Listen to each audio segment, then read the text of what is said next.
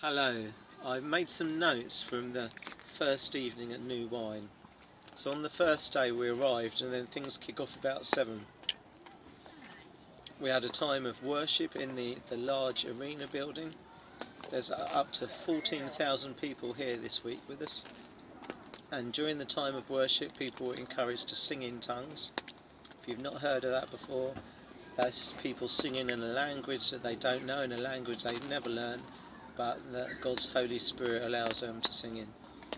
And then after that there was a message spoken to us. I'm just going to refer to my notes now. So the message was by Paul Hardcourt, and his key themes in there were talking about image versus reality, and how about at one time our culture would have valued people of character, people who are honest, trustworthy, reliable, where now everything seems about creating the perfect image, presenting ourselves to be something that maybe is not the reality. And he was trying to teach us some words that's used by the current culture, such as YOLO, you only live once, FOMO, fear of missing out. He mentioned another one which I'm not sure if the youth actually use, which is called JOMO. He called it the joy of missing out.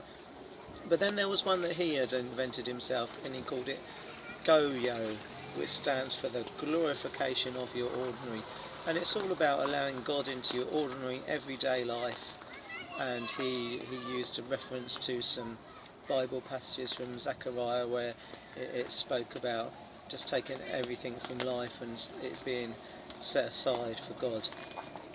He then went on to talk about the feeding of the 5,000 and the apostles. I think it wasn't the feeding of 5,000 at all, but that's all good fun. Hopefully we can edit this. Where the apostles came back and they told Jesus everything they'd done, and they acknowledged that it's something that God had done through them. And when Jesus took them to have a time of refreshment to be with him, and Paul shared that some people had been prayed for previously at New Wine, and there was a couple who'd not been able to have a baby, and then they were subsequently able to have a baby. And there was an elderly lady, or more mature lady should I say, who had a back injury and she'd been on permanent medical disability, and she was fully healed after prayer. So, Paul mentioned a few other things, such as not having a poverty mindset, that we should believe that God will provide, and he spoke about small churches doing plants, that is creating new churches somewhere else. So there we are, thank you very much. That's a summary from the evening of day 1, week 2, New Wine 2017. Thank you.